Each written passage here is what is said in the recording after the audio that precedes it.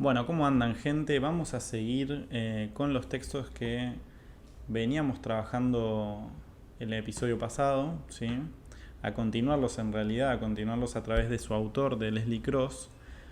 Pero antes vamos a recomendar un par de páginas porque, bueno, si llegaste hasta acá, quizás es porque no te dan tantas ganas de leer como a mí me sucede varias veces. Pero les voy a mostrar cuatro páginas que suelen tener entradas muy cortas y muy interesantes, ¿sí? Mismo vamos a leer un texto de una de ellas, que es la primera que voy a pasar a mostrar. Así que bueno, vamos con las páginas, ¿sí? Acá tenemos filosofía vegana, ¿sí? .blogspot.com.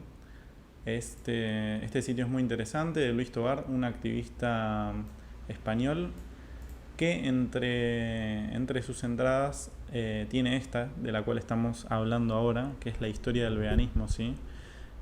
Hizo las traducciones de los textos de Cross. Y bueno, hoy vamos a leer una que tengo acá.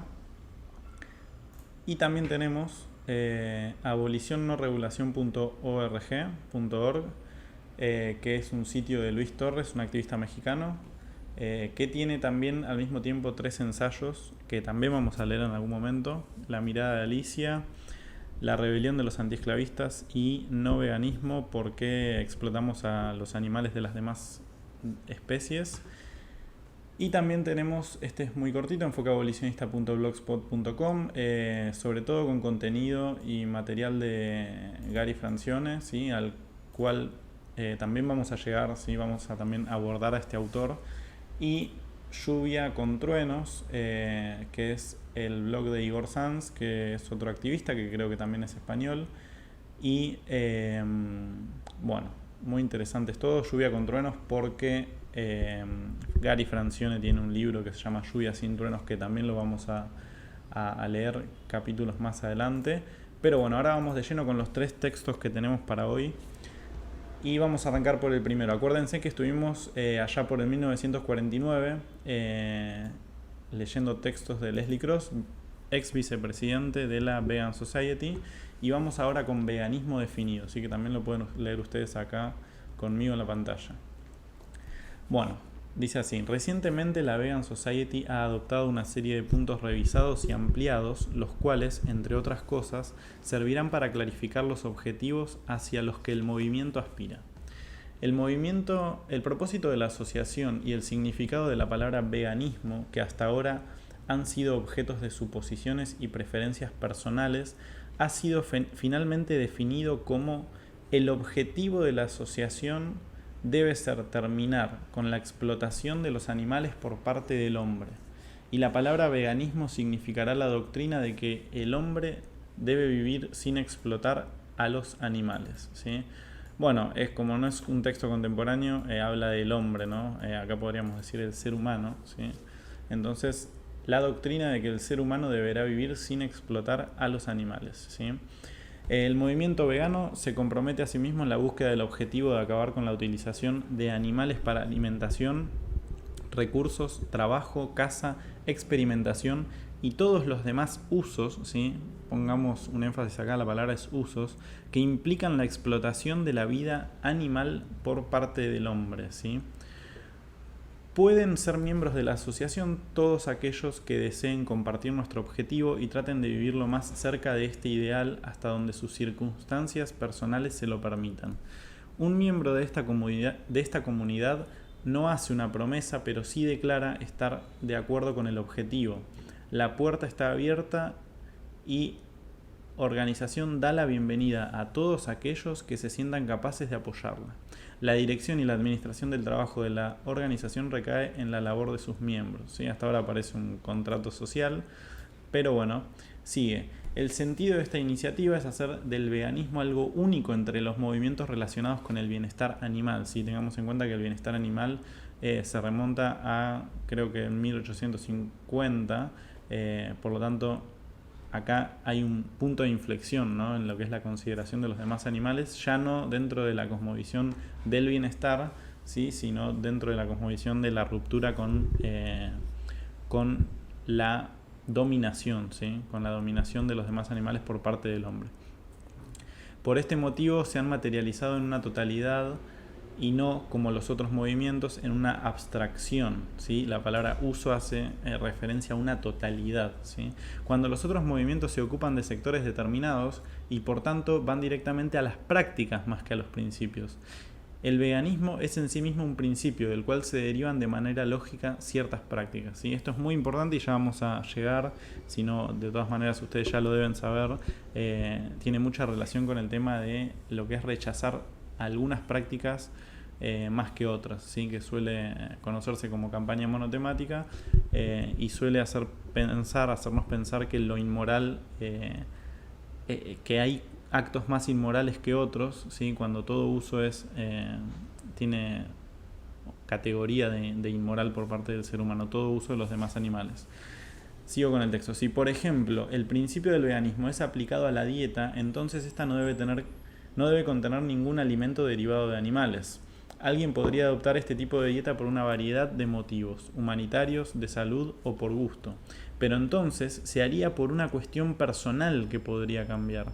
El veganismo, sin embargo, es un principio de que el hombre no tiene derecho a explotar a los animales para sus propios fines, que no cambia. Este principio no cambia.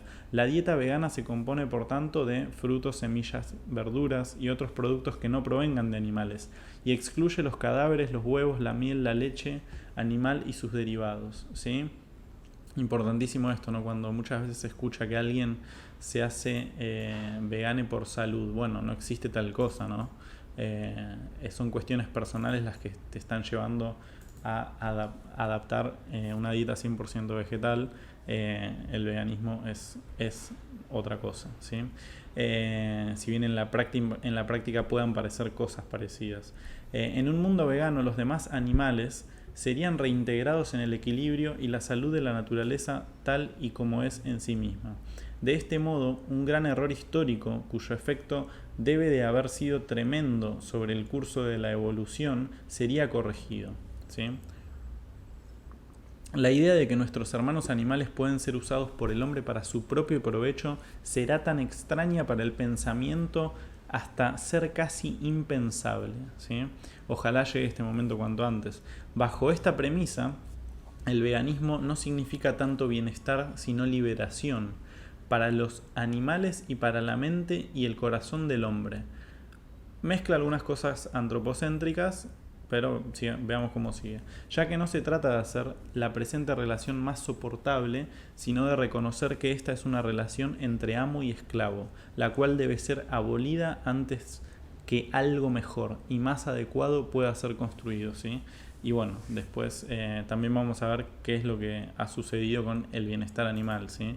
Que ha cooptado el movimiento a tal punto de no cuestionárnoslo, ¿sí? Como movimiento. O no poder verlo, o bueno, estar reticentes cuando se hacen críticas sobre determinados activismos o formas de comunicar el veganismo, ¿sí? Seguimos. El veganismo es en verdad la afirmación de que en donde haya amor la explotación debe desaparecer. Este pensamiento tiene su continuidad histórica con el movimiento que buscaba liberar a los esclavos humanos. Al ponerlo en práctica, cualquier error fundamental cometido por el hombre contra los animales debe inmediatamente desaparecer. Su esencia está en el poder de la compasión, la máxima expresión de amor de que el hombre es capaz, algo que se da sin esperar obtener nada a cambio, y al mismo tiempo que se liberaría a sí misma de otros muchos perjuicios surgidos del peor aspecto de su propia naturaleza, el beneficio de la humanidad el beneficio que la humanidad pudiera obtener sería incalculable, ¿sí? Y acá termina el texto con algunas cosas que son debatibles, como por ejemplo cuestiones antropocéntricas, hablar del corazón del hombre, la definición de, bueno, justamente lo que acabo de decir, del hombre y no del ser humano, y el tema del amor y la compasión, ¿no? Que acá suenan y después han sido corregidas estas acepciones, diría yo, que establece Gross. Sabemos que lo que nos hace razonar sobre lo ilógico e injusto de la explotación animal, más que el amor y la compasión, que son quizás subjetivas, es por ahí la empatía o el entendimiento del respeto, ¿no? Así que bueno, vamos ahora sí a abandonar esta lectura a través de la página y vamos a pasar a leer estos otros dos textos, también no tan cortos como este, ¿sí? Nos van a llevar un tiempito. Y el primero, vamos a irnos a 1954, también escrito por Leslie Gross, se titula La ola de la libertad, ¿sí? Este es un intento por explicar en términos simples lo que es el veganismo y por qué y cómo llegó a existir, y por sugerir lo que podría significar para la humanidad. La palabra veganismo es un símbolo que representa un cambio importante, una nueva mutación comparable a la liberación de los siervos y los esclavos. Su definición oficial, la doctrina de que el hombre debe vivir sin explotar a los animales, es exacta, precisa y completa, pero no siempre se entiende en su totalidad. Esto no es tan sorprendente como podría parecer, dado que rara vez 13 cortas palabras consagran una reforma tan masiva, una consecución que traería un nuevo mundo y nuevos hombres para habitarlo. ¿Por qué creemos que debemos vivir sin explotar a los animales? O dicho de otra forma, ¿por qué se formuló esta doctrina? Al final, la respuesta, si no inmediata, es reveladora, ya que demuestra la verdad de la afirmación de que el veganismo no es un simple brote en la evolución humana, sino un crecimiento fundamental de gran importancia. El veganismo debe su nacimiento al hecho de que en lo más profundo de nosotros creemos inexpugnablemente en la libertad, y quizás muy en particular aquellos que nacieron y fueron criados en estas islas tradicionalmente amantes de la libertad. La libertad para vivir nuestra propia vida a nuestra manera, de acuerdo con nuestra propia luz interior, es fundamental para nuestra visión de la vida misma. A la luz de este concepto es como encontramos el verdadero significado de la reforma vegana. Solo cuando la vemos como una doctrina no de restricción, como creen erróneamente quienes se oponen, sino de libertad, es cuando podemos comprenderla en plenitud. Voy a decir algo acá, hacer un mini corte, para decir algo muy importante, que esto es muy, muy útil realmente para los activismos, ¿no? Miren a lo que llegaba Cross en el 51, diciendo: esto es una doctrina que no es de restricción, ¿sí? Como creen erróneamente quienes se oponen. Muchas veces se nos dice cuando estamos haciendo activismo, ¿cómo puede ser que decidas limitarte tanto en tu aspecto alimenticio? ¿Cómo puede ser que tengas que estar pensando tanto a la hora de comprar un producto, de comprar un servicio, ¿sí? De adquirir un servicio? Y bueno, esto no nace, o sea, no nos es para nosotros una restricción, ¿no? Está más allá, es una ideología que se adquiere, que se puede adquirir en cualquier momento cuando entendemos que los animales son merecedores de respeto, de nuestra consideración moral por el hecho de ser individuos, y no estamos restringidos, ¿sí? No nos estamos poniendo una barrera o un obstáculo a la hora de no decidir comprar ciertos productos, ¿sí? Pasa por otro lado, ¿sí? Esto hay que dejarlo bien en claro, como diciendo, bueno, no, yo no estoy realmente restringido, ¿sí? O las personas veganas no estamos realmente restringidas, sino que nuestra concepción del mundo hace que parta desde adentro la toma de decisiones respecto a qué consumir y a qué no, por considerar a los demás animales como un otro, ¿sí? Aparte no diríamos, vamos a hacer una analogía medio burda, no diríamos, estamos restringidos para, por ejemplo, comer algo rico como el cuerpo de un animal y que en este caso el animal sea un ser humano, ¿no? Esas analogías no tendrían lugar o sonarían muy raro, así que podemos romper muy fácil con eso cuando se nos es cuestionado, ¿sí? Vamos a seguir con el texto. La cuestión es tan simple como esta, que en el fondo el veganismo es el más reciente de las periódicas oleadas que han marcado el rumbo de la libertad desde el inicio de la historia. Se distingue de sus predecesoras en virtud del hecho de que aporta una característica bastante nueva y distintiva en la larga lucha por la libertad. Se ha impulsado la ola de la libertad más allá de lo que hasta ahora ha sido considerado su límite natural, el concepto del hombre libre. Hasta la llegada del veganismo, comparativamente pocos hombres consideraban a los animales como dignos o titulares del derecho a ser libres, y quizás sean aún menos quienes se dieron cuenta del efecto impresionante que la concesión de tal derecho tendría sobre la libertad del hombre mismo. La importancia indeleble del veganismo es la devastadora demostración lógica de que al negar a los animales el derecho a ser libres, el hombre cierra contra sí mismo la puerta de entrada a un mayor desarrollo de la felicidad, ¿sí? Sigue metiendo cosas antropocéntricas, ¿sí? Sigue hablando obviamente de hombre cuando en realidad debería ser humano, pero bueno, vamos a seguir a ver a dónde quiere llegar. Creer en el derecho a ser libres significa inevitablemente otorgar ese mismo derecho a los demás. Si fracasamos en esto, negamos el principio en sí. Convertimos así el 1984 de Orwell, que es un librazo, ¿sí?, en una posibilidad lógica y a la esclavitud de unos hombres sobre otros en un acto justificable. Por decirlo de otra forma, la ley de la libertad, que también es la ley del amor, no tiene límites. Al excluir el hombre de su mente a los animales de esta operación, ha establecido límites arbitrarios sobre ella, y al hacerlo ha cosechado lo que sembró, una grave limitación sobre su propio progreso. Es sobre este factor, sobre esta reconocida pequeña obstrucción en el crecimiento del hombre, donde el veganismo arroja una luz tan implacable y reveladora. Cuando volvemos a la cuestión de cómo penetró el veganismo en el mundo, encontramos un excelente ejemplo del enfoque indirecto que adoptan a veces las fuerzas del destino. El hecho mundano es que la semilla del veganismo surgió a partir de una discusión en las columnas de correspondencia de El Mensajero Vegetariano, como leímos en el capítulo anterior, sobre la cuestión moral contra el uso de productos lácteos por parte de los vegetarianos. Al final de la correspondencia, un puñado de vegetarianos decidió que les gustaría constituir un grupo de no lácteos dentro de la sociedad vegetariana.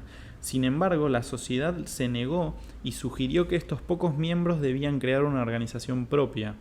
Así es como la sociedad vegetariana se hizo esclava involuntaria del destino, porque el resultado directo de su acción fue la formación de la Vegan Society, en noviembre de 1944. Con el tiempo, la nueva sociedad no estaba contenta con aquello de ser solo no carne, no lácteos, no huevos, no miel. Productos tales como la piel, el cuero y la lana se unieron a los alimentos de origen animal como no veganos. Hubo un primer intento por llegar a la raíz de lo que está mal en la relación entre el hombre y los animales, de hacer frente a la causa en lugar de a sus efectos casi incontables. Sin embargo, no fue sino después de algunos años de estrés y tensión interna cuando la sociedad fue capaz de precisar lo que quería hacer.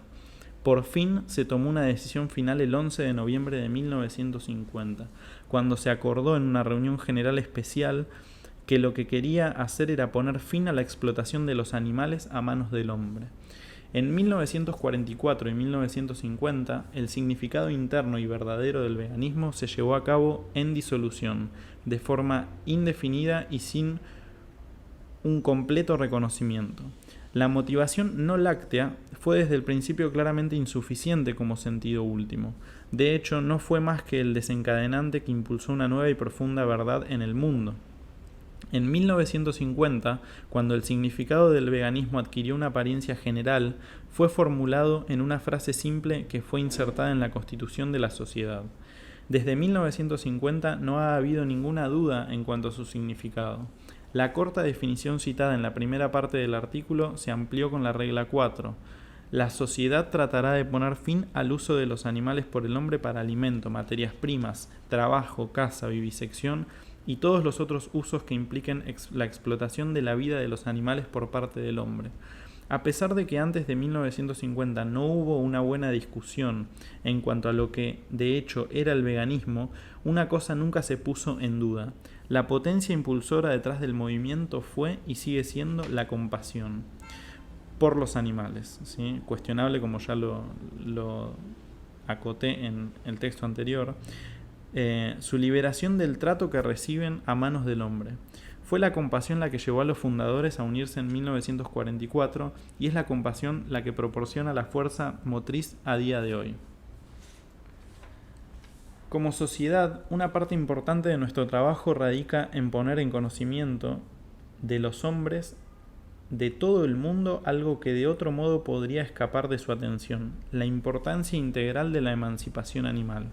Los animales se presentan ante el hombre como una prueba suprema de su solvencia y capacidad de avanzar, el desafío de cómo comportarse ante aquellos y sobre los que tiene poder. Es triste pero cierto que la cara más habitual de este reto busca su propio beneficio a costa del sufrimiento de los animales. Los caza, los mata, los vivisecciona y los esclaviza. Para obtener su leche se les somete a uno de los más indignos actos de explotación: la separación deliberada y forzosa de la madre vaca de su ternero. Toma a los salvajes, libres y nobles caballos, los quebranta, los castra y los arrea. Su constante oración no es tanto para el pan de cada día como para la carne de cada día. Podría excusarse al hombre compasivo por preguntar puntualmente qué clase de relación puede ser esta, que tiene por sus símbolos el látigo, las riendas y el cuchillo del matarife. El escritor estadounidense Henry Bale Stevens ha argumentado que uno de los giros equivocados tomados por el hombre en algún lugar de su evolución fue la esclavización de los animales. La afirmación es, cuando menos, lógica. No tiene mucho sentido, por ejemplo, pedir paz en la tierra al tiempo que se practica el equivalente a una guerra contra los animales. Lo que se necesita para empezar a corregir esta desviación evolutiva es aceptar la idea de que la emancipación de los animales es un objetivo deseable. Si un número suficiente de personas experimentase esta conversión mental, entonces las habilidades y el ingenio de los hombres podrían ser utilizados en el desarrollo de alternativas a los productos de origen animal. Productos que sin duda la mayoría de los hombres creen que son esenciales para su bienestar. Estos productos, como por ejemplo una leche no animal completamente satisfactoria, son necesarios para alcanzar la aplicación práctica universal del ideal. No todos los hombres y mujeres son iguales, y hay muchos para quienes los actuales obstáculos prácticos deben parecer insuperables. No podemos cerrar los ojos ante el hecho indudable de que para esas personas esta clase de obstáculos resultan reales y no imaginarios. ¿Sí? Esta es una discusión que a día de hoy se da en el movimiento, ¿sí? En la que yo no estoy muy de acuerdo con Cross, pero vamos a seguir con su texto. Con el fin de proporcionar al movimiento vegano suficientes recursos y capacidad, es vital atraer a la gente a él. El método más inmediato es la difusión de la idea de la emancipación de los animales. Daremos la bienvenida a conversos de cualquier grado, tanto a los que solo puedan prometer una aceptación mental, como a los que fielmente y en la medida de sus posibilidades lleven su aceptación del ideal a la práctica diaria. A medida que la idea vaya recibiendo una mayor aceptación, las oportunidades crecerán, haciendo más fácil y atractivo el camino para aquellos que carecen de un espíritu pionero. Al mismo tiempo que se eliminan gradualmente los obstáculos para la práctica personal, se habrá de ir atendiendo a la pregunta de cómo propondremos enfrentarnos a los animales en general cuando se alcance una cierta etapa en la transición que va desde la explotación a la libertad. No es difícil advertir que un cambio de ese calibre traerá consigo problemas de un carácter amplio y general. Nadie, y menos aún los veganos, quiere un mundo sin animales, y como tanto en general como en particular, lo que proponemos es pasar de la explotación y la perversión a la libertad y la naturalidad, este será algún día un buen tema de debate. Si se me permite introducir una observación personal, hay un pequeño deseo que me gustaría pedir a la Providencia, y es que ese día llegue mientras aún esté aquí para experimentarlo. Pobre Cross, que creo que murió en 1985, ¿no? Qué glorioso sería, por ejemplo, poder participar en un debate sobre si, como un efecto del cambio, un parque natural o un santuario de animales debería crearse en una u otra parte del país, o sobre cómo debería ser su planificación exacta, ¿sí? Cuando el veganismo alcance esa etapa, habrá un inmenso cambio en el corazón y la mente de la mayoría de los hombres y las mujeres. La idea de explotar a los animales será entonces tan repugnante como lo es a día de hoy la idea de la esclavitud humana. Algunos de los cambios cotidianos son obvios. No habrá carnicerías, por ejemplo, y el lechero, si es que aún continúa haciendo su ronda, repartirá leche vegana.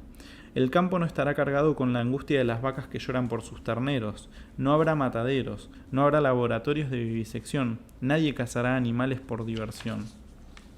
Pero algunos de los cambios no son tan obvios. Los beneficios que el hombre obtendrá para sí mismo al vivir en un mundo más amable y más ilustrado solo se pueden prever a grandes rasgos. Su salud física y mental mejorará enormemente. Al despojarse de gran parte de lo peor de su naturaleza, se verá inundado de beneficios espirituales, beneficios que hoy, por su propia voluntad miope, se niega a sí mismo.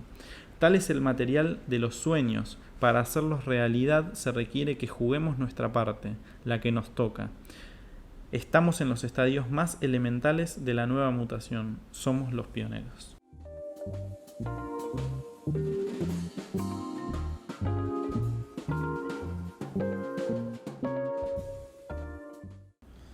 Bueno, vamos entonces con el último texto, que es La historia vegana, escrito en invierno de 1955, y arranca de la siguiente manera. Lo primero que me gustaría hacer es dirigir su atención hacia esta pequeña charla, la historia vegana. La he llamado así porque quería subrayar la manera en que voy a intentar enfocar el tema. Lo que espero hacer es solamente lo que sugiere el título, contar una historia, la historia de lo que es el veganismo, lo que se propone hacer y por qué se lo propone hacer. En el curso de la historia debo mostrarles ciertos hechos y ciertas consideraciones, pero no debo, al menos no de forma consciente, intentar convertir a nadie o realizar algún tipo de propaganda. Solo en caso de que algunos de ustedes sientan que esto es algún tipo de enfoque desapasionado, me gustaría explicar que a mi modo de ver esto es el enfoque correcto. Ya que considero la difusión informativa, la libre circulación informativa, como vital para el crecimiento de nuevas ideas, no considero como parte de mi deber el tratar de ser conscientemente persuasivo. Pienso que probablemente estén de acuerdo conmigo en que un individuo debe establecer su forma de vida como resultado de una convicción interna y no como resultado de presión persuasiva externa. Con dicho preámbulo, comencemos con la historia vegana y al hacerlo debemos primero colocar lo que va primero. Esto es, debemos conocer sobre lo que estamos hablando. Afortunadamente, la palabra veganismo tiene un significado tan simple como preciso. Significa la doctrina de que los humanos debemos vivir sin explotar a los animales. Debido a que la cuestión de la definición es tan obviamente importante, voy a solicitarles que sean tan amables de grabarla en su memoria, de forma que cuando usemos la palabra veganismo, todos estemos pensando en lo mismo. Veganismo, entonces, es la doctrina de que los humanos deben vivir sin explotar a los animales. Esta definición está escrita con esas mismas palabras textuales en la Constitución de la Asociación Vegana, así que nadie adhiere a la asociación tanto como miembro pleno o como asociado sin conocer exactamente lo que está apoyando. Es importante recalcar que uno de los resultados de esta definición es que hace del veganismo un principio. Es, por supuesto, un principio del cual ciertas prácticas naturalmente surgen, pero es en sí mismo un principio y no un conjunto de prácticas.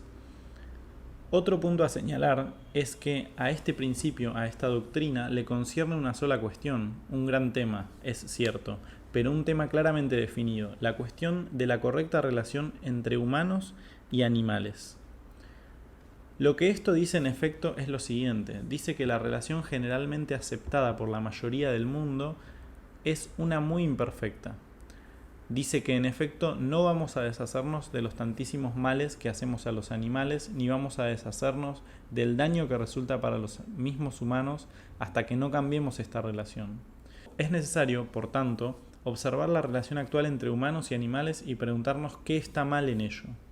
Lo que está mal, según el veganismo, podría resumirse en una sola palabra: explotación.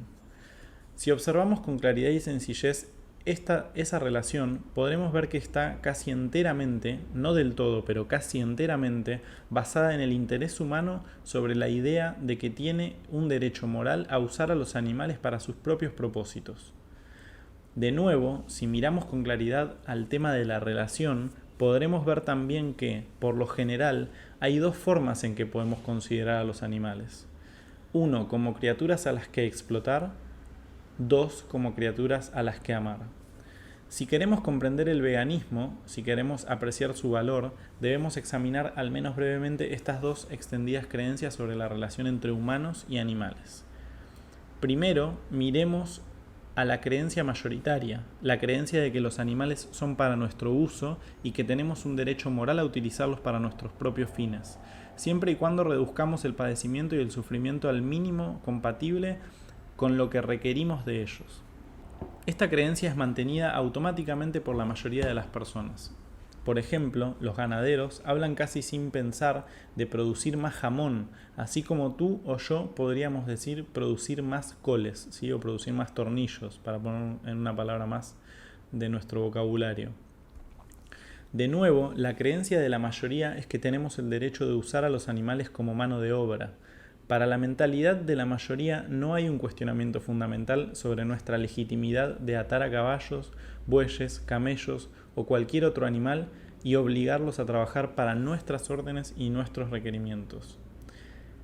En la práctica, por supuesto, hay considerables variantes en la forma en que los humanos de hecho usan a los animales. Esas variantes van desde las aparentemente inocuas hasta las más brutalmente crueles. Pero lo realmente importante, me parece, es subrayar la dirección a la que dicha doctrina nos lleva. Si quisiéramos ilustrar dicha dirección, podríamos citar tal vez a la vivisección, o al hecho de que el trabajo en los mataderos destruye la sensibilidad de quienes trabajan ahí. Otro punto que debemos recalcar es que hay algunas explotaciones en las que el sufrimiento de los animales es inherente. Esto es, que si aboliéramos el sufrimiento, automáticamente quedaría abolida dicha forma particular de explotación. Una vez más, la vivisección es uno de esos casos. Otra de dichas explotaciones es la industria láctea, principalmente debido a su necesidad de separar al ternero de su madre. Es muy difícil escapar a la conclusión de que cuando los humanos decidieron que teníamos un derecho moral de explotar a los animales, inevitablemente abrieron la puerta de una nueva forma de sufrimiento enteramente creada por los humanos, que termina tanto en una forma de matadero como en otra. Hay, sin embargo, otro aspecto que surge sobre el tema de la explotación, y es un aspecto que de ninguna manera recibe la atención que merece. Me refiero al aspecto en que la humanidad se daña a sí misma. Donde quiera que exista esa interacción entre dos o más entidades, los efectos de dicha interacción no están confinados solamente a una de dichas entidades, sino que ambas están afectadas. ¿Cuál es entonces el efecto de esta interacción sobre el hombre que ha creado entre él mismo y los animales?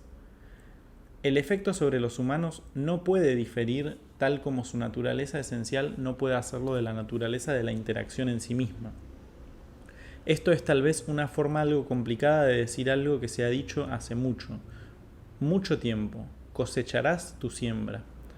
¿Qué sembramos? ¿Qué le hacemos a los animales? Los hacemos nacer por millones solo para luego matarlos.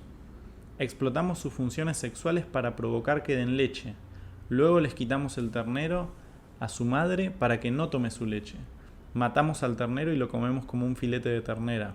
Y cuando su madre está agotada como resultado de un embarazo forzado tras otro, la matamos y comemos su cuerpo como carne picada. Cazamos animales por diversión, los diseccionamos, los castramos, los atamos. Si estas son las cosas que sembramos, entonces estas también son las cosas que cosechamos.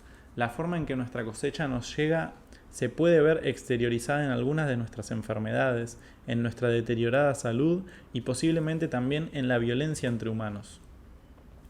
Pero la forma en que nuestra cosecha nos llega internamente podría ser nada menos que un impedimento a nuestra propia evolución espiritual, porque así como un globo se ve impedido de subir tanto como el hilo que lo une a la tierra o al peso de su balastro se lo permiten, de la misma forma, la mente humana es atada por las cadenas y el balastro que constituyen las demandas de su propia naturaleza más baja. Este aspecto de la relación entre el hombre y los animales es uno que requiere tal vez más reflexión que algunos de sus aspectos más obvios, pero creo que es uno de los más serios de todos los diversos resultados de vivir de acuerdo a la doctrina de la explotación. Tendemos a olvidar que, por ejemplo, una de las pruebas más exigentes del carácter del hombre, y de ahí su habilidad para progresar, es cómo se comporta con aquellos sobre los que tiene poder. Cuando conoce el mundo de los animales, se enfrenta con esta prueba en su forma más ácida, ya que no se puede negar que los animales no pueden resistirse a su voluntad. En lugar de vivir con respeto y comprensión hacia ellos, lo que podría esperarse de alguien de naturaleza compasiva y mente iluminada, se comporta como un tirano y en muchos casos como un parásito, lo que a menudo es la causa de un considerable sufrimiento para ellos. Todo esto surge porque parte de asumir que tiene un derecho moral a explotar. Aquí yace el punto crucial de la cuestión, y ahí también yace el único lugar en el que podríamos, si quisiéramos, efectuar una reconciliación. Hasta que no efectuemos tal reconciliación, continuaremos cosechando lo que sembramos. Hasta que no aprendamos que el fruto de la felicidad humana no puede crecer del árbol de la explotación, continuará el dolor y el sufrimiento que infligimos sobre nuestros hermanos menores, regresando como un boomerang sobre nuestras propias cabezas. Esto es suficiente para la primera y mayoritaria idea, la idea de que tenemos derecho a usar a los animales para nuestros propios fines. La segunda visión, como remarqué con anterioridad, es considerar a los animales como criaturas a las que amar. Ahora me parece evidente que cuando amamos, no explotamos. En el momento de amar, no puede haber pensamiento alguno de explotar a quien amamos. También me parece evidente que el amor es libre. Nadie puede forzar el amor. Nadie puede limitarlo con cadenas restrictivas. El amor y la libertad van de la mano. Si por tanto aceptamos el principio de que es mejor amar que explotar, si tras fracasos y tropiezos, como era de esperar, continuamos pensando que es mejor mantener nuestros ojos en el objetivo de amar, ¿qué deberíamos hacer acerca de los animales? Sin duda la respuesta es clara como el agua: dejarlos en libertad. Y eso es precisamente lo que el veganismo quiere hacer. Quiere liberar a los animales, liberarlos de la explotación por parte del ser humano, de la misma manera que en el siglo pasado Lincoln, Wilberforce y otros pioneros se propusieron liberar a los esclavos humanos. El veganismo es esencialmente una doctrina de libertad. Busca liberar a los animales de la atadura del ser humano, y al ser humano de la atadura a una creencia falsa, la creencia falsa de que tenemos un derecho moral a usar a los animales para nuestros propios fines. Es, por supuesto, una pregunta apropiada, tras haber decidido cuál es por principio lo correcto, preguntarnos cómo traer a la práctica dicha libertad. Claramente, el cambio desde las prácticas que se derivan de la explotación hacia aquellas que se derivan del amor será un viaje enorme. Uno solo tiene que pasar por un momento en las inmensas ramificaciones de la explotación animal, y se le hará evidente que el cambio solo puede producirse por etapas. Debemos dar los pasos más urgentes primeros y luego los otros gradualmente en orden de urgencia.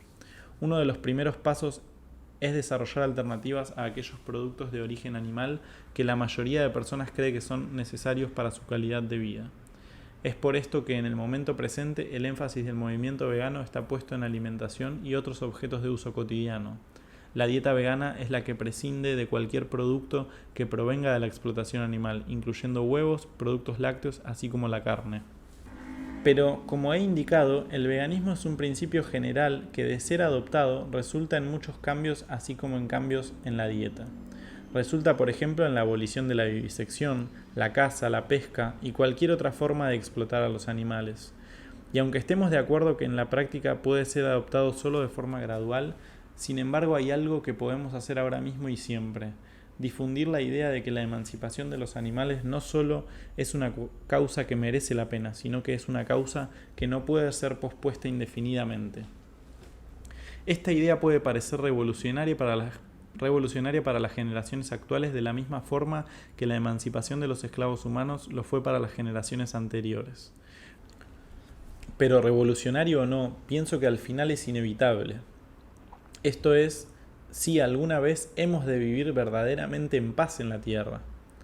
Es seguro decir que es como mínimo ilógico rezar a los cielos por paz y amor entre los hombres, y al mismo tiempo llevar adelante una cruenta guerra contra nuestros hermanos menores. Es un hecho que la creencia de que tenemos un derecho moral a explotar a los animales ha sido casi universalmente aceptada. Pero parte del progreso y la evolución del hombre dependen de su habilidad para ver lo falso en aquello que de hecho ha sido considerado como verdadero. Porque cuando vemos lo falso como falso, lo arrojamos lejos de nosotros, y otra venda se ha ido. Es lo verdadero, y no lo falso, lo que libera, Lo falso no puede llevar a la libertad, no puede llevar al amor. Solo por esta razón me parece este joven movimiento, cuyo objetivo es dejar a los animales en libertad, tiene sus pies sobre un camino tan verdadero como largo y arduo. Bueno, con esto finalizamos los textos de Cross. Vamos a seguir leyendo cosas que tienen que ver con Cross, que tienen que ver con Donald Watson, que van a estar en el episodio siguiente, que es un texto de Luis Torres que se llama La degeneración de la Vegan Society, y ahí vamos a poder analizar por qué hoy en día todos estos principios, o por lo menos el principio máximo que fue logrado por Cross y por Watson y por todos los miembros de la Vegan Society, que fue establecer que todo uso es inmoral y que debemos liberar a los animales de la dominación humana, más allá del trato, independientemente de su bienestar. Bueno, sufrieron modificaciones, y es por eso que quizás hoy en día se ve un movimiento en el cual las definiciones de veganismo suelen ser muy variadas, corridas de este enfoque, de esta definición de raíz, y muy relacionadas a la ideología del bienestar, ¿sí? Así que bueno, muchas gracias por estar ahí y nos vemos en el próximo episodio.